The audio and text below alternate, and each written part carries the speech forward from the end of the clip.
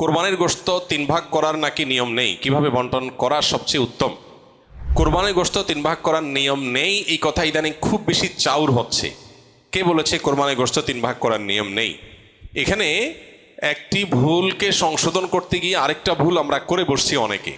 আর সেটি হলো, কোরবানির গোশত এ সম্পর্কে আল্লাহ রাব্বুল আলামিন কোরআনে হাকিমে বলেছেন, ফাকুলু মিনহা ওয়া তাইমু আল কানিআ ওয়াল মুতাররা।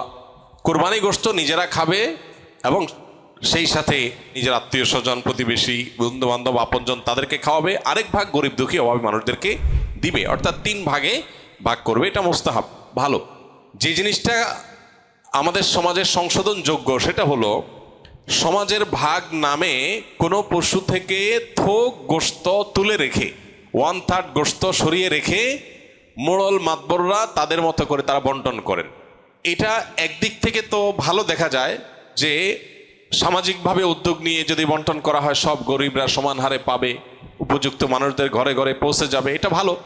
এটা আসলেই ভালো তখন যদি শরিকদের কারোর কোনো আপত্তি না থাকে। সবাই যদি বলে হ্যাঁ ঠিক আছে, এটা খুব সুন্দর পদ্ধতি, আমাদের সবার কোনো দায় দাবি নাই, সবার তরফ থেকে একটা গরুতে 7 ভাগে কোরবানি দেওয়া যায়, 7 ভাগ থেকে বা যে কয় ভাগে আছে সবার তরফ থেকে টোটাল গোশতের 3 ভাগের 1 ভাগ রেখে এলাকাতে দায়িত্বশীল যারা আছেন, মুরব্বী যারা আছেন, গণ্যমান্য যারা আছেন, তাদের অধীনে ওলামা একরাম, ইমাম সাহেবদের মাধ্যমে পুরো এলাকাতে গরিবদের মধ্যে বন্টন করা হোক, আমাদের আপত্তি নেই। কারো যদি আপত্তি না থাকে কোনো অসুবিধা নেই, এটা ঠিক আছে। যেহেতু এই জাতীয় ক্ষেত্রে একজন মানুষ তার নিজস্ব কোনো আত্মীয় আছে, গরিব আছে দূরে, তাকে একটু বেশি করে দিবে বা তার মতো করে সে একটু বন্টন করবে, এই বিষয়গুলোর সুযোগ যেহেতু থাকে না ওই সমাজের ভাগ আলাদা করে তুলে ফেলার কারণে, এই বিষয়টা যদি কোনো শরিকদের কারোর আপত্তি থাকে তাহলে এটা উচিত না, তাহলে সেক্ষেত্রে তার হক নষ্ট হবে। কারণ কারোর কোরবানি গোশত তিনি কি করবেন না করবেন, তাছাড়া 3 ভাগ করার যেহেতু ফরজ না, ওয়াজিব না, আবশ্যক না, অতএব আপনি জোর করে তার কাছ থেকে নিবেন না, এটা হলো মূল বিষয়। অতএব খোলাসা কথা হলো, এই 3 ভাগের 1 ভাগ সমাজের ভাগ যেটা উত্তোলন করা হয়, এটা উত্তোলন করে দিয়ে গরিবদেরকে পৌঁছানো হয়। আর যাদের কোরবানি তাদের যদি এটা নিয়ে কোনো আপত্তি না থাকে তাহলে কোনো অসুবিধা নাই, আদায় হয়ে যাবে সবার কোরবানি, এবং এটা কোনো গুনাহের বিষয় না, বরং সওয়াবের বিষয়। আর যদি কারোর আপত্তি আছে বলে মনে হয় তাহলে সেক্ষেত্রে এটা না করে তারটা তাকে স্বাধীনতা দেওয়া উচিত। তিনি 3 ভাগ করবেন না, একটু কম বেশ করবেন, শরীয়ত যদি তাকে বাধ্যতামূলক করে নাই, অতএব সেটা তার উপর ছেড়ে দেওয়া উচিত। কিন্তু 3 ভাগ করে কিছুটা নিজে খাওয়া, কিছুটা আত্মীয় স্বজন, কিছুটা গরিব দুঃখীকে দেওয়া, এটা মুস্তাহাব, এটা ভালো, এটা করা উচিত। একটা বাজে দৃশ্য দেখতে পাচ্ছি আমাদের সমাজে, সেটা হলো আমরা লক্ষ্য করছি যে অনেকেই কোরবানি গোশত সব নিয়ে ফ্রিজে তুলছেন। খুবই দুর্ভাগ্যজনক বাস্তবতা। যেখানে গরিব দুঃখীর হক আছে, তাদেরকে দেয়া দরকার, তাদের জন্য 1 ভাগ রাখার নির্দেশনা শরীয়তে আছে, সম্ভব হলে আরো বেশি রাখা উচিত, সেটা না করে বেশিরভাগ মানুষজন আজকাল সব ফ্রিজে ভরে রাখে, নামকা অস্তে সামান্য কিছু গরিব দুঃখীকে দিয়ে আর বাকিটা স্তূপ দিয়ে রাখে সারা বছরের গোশত সংগ্রহ রাখার প্রয়োজনে। তো এটা কোরবানির তাৎপর্যকে নষ্ট করে। যে লোক আল্লাহকে সন্তুষ্ট করবার জন্য কোরবানি করেছে, সওয়াবের উদ্দেশ্যে কোরবানি করেছে, এটা তার কাজ হতে পারে না। অতএব 3 ভাগের 1 ভাগ করে গরিব দুঃখীকে গোশত দেওয়ার ব্যাপারটিতে আমাদের আরো বেশি আন্তরিক হওয়া উচিত। সম্ভব হলে বেশিরভাগ গরিব দুঃখীকে দিয়ে সামান্য একটু নিজে রাখলে আরো ভালো, যদি মনে হয় গরিব দুঃখী অভাবী মানুষের সংখ্যা বেশি হয়। অতএব 3 ভাগ করতে শরীয়ত ফরজ বা আবশ্যক করে নাই, ওয়াজিব করে নাই, এটা ঠিক, কিন্তু এর মানে এই না যে আমাদের সব গোশত ফ্রিজে নিয়ে ভরা উচিত, সেটাও ঠিক না। অতএব আল্লাহ তাআলা আমাদেরকে বুঝার তৌফিক দান করুন। কোরবানির জন্য কি পরিমাণ সম্পদের মালিক হতে হয়? কোরবানির ঈদের দিনগুলোতে, ঈদের দিন এবং তার পরে যে আরো 2 দিন 3 দিন কোরবানি করা যায় সর্বসাকুল্যে, এই দিনগুলোতে যার কাছে 52.5 তোলা রূপা কিংবা 52.5 তোলা রূপার বাজার মূল্য পরিমাণ টাকা অথবা এই জাতীয় সম্পদ থাকে যেটা যাকাতের সম্পদ হিসাবে কাউন্ট হতে পারে, এরকম সম্পদের মালিক যদি কেউ থাকে ঈদের দিনে, তাহলে সেক্ষেত্রে তার উপরে কোরবানি ফোকায়ে হানাফের মতে ওয়াজিব, অন্য আরেক ওলামাদের মতে সুন্নাহ।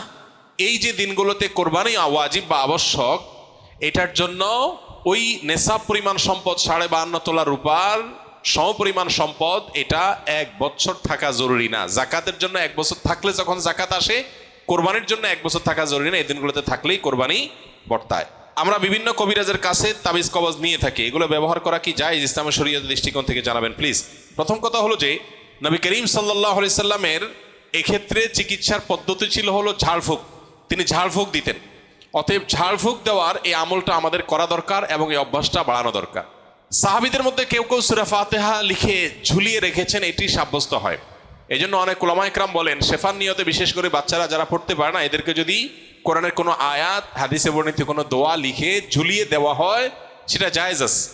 বাকি হাদিসে যে মান আল্লাকা তামিমাতান ফাকাদ আশরাকা রয়েছে, যে ব্যক্তি তামিমা ঝুলালো, মাদুলি ঝুলালো, সে শিরক করলো।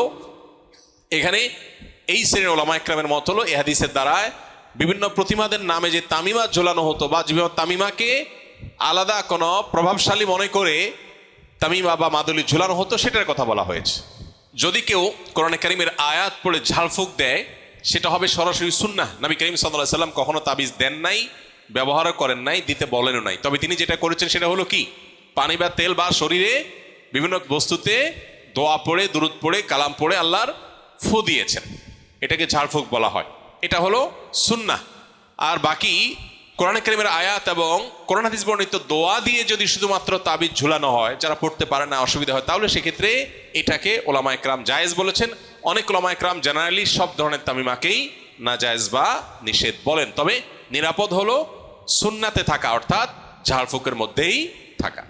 বাকি তাবিজ কবজে আজকাল দেখা যায় বিভিন্ন নাম্বার লেখা, নাম লেখা, শয়তান টয়তান ইত্যাদি লেখা, এগুলো নাজায়েজের ব্যাপারে কারোর কোনো দ্বিমত বা ভিন্নমত থাকার কোনো কারণ নাই। অনেকে অনেক বিভিন্ন রকমের ওই যে কাঠের গুড়ি, চামড়া ইত্যাদি কেটে ঝুলায় রাখে, এটা লাগাইলে উপকৃত হবে এরকম একটা বিশ্বাস থাকে। এটা বৈজ্ঞানিকভাবে বা অভিজ্ঞতা দ্বারাও প্রমাণিত না, আবার কোরআন হাদিসের আলোকেও প্রমাণিত না। বিধায় এই বিষয়গুলো সন্দেহাতীতভাবে কুসংস্কার। আবু বকর সিদ্দিক লিখেছেন, ইউটিউব, মেটা ও সোশ্যাল মিডিয়া থেকে বিজ্ঞাপনের মাধ্যমে টাকা ইনকাম করা কি হালাল হবে? এ বিষয়ে আমরা বহুবার উত্তর দিয়েছি। যারা এখানে প্রশ্ন করেন, স্কিলের ভাইরা বিশেষ করে, মেহরবানি করে আগে দেখবেন এ বিষয়ে আগে কোনো উত্তর আছে কিনা, থাকলে সেটা দেখে নেবেন, অযথা এখানে সেটাকে যেন রিপিট করা না লাগে। সোশ্যাল মিডিয়াতে অ্যাডসেন্সের মাধ্যমে এভাবে উপার্জন করা জায়েজ নাই।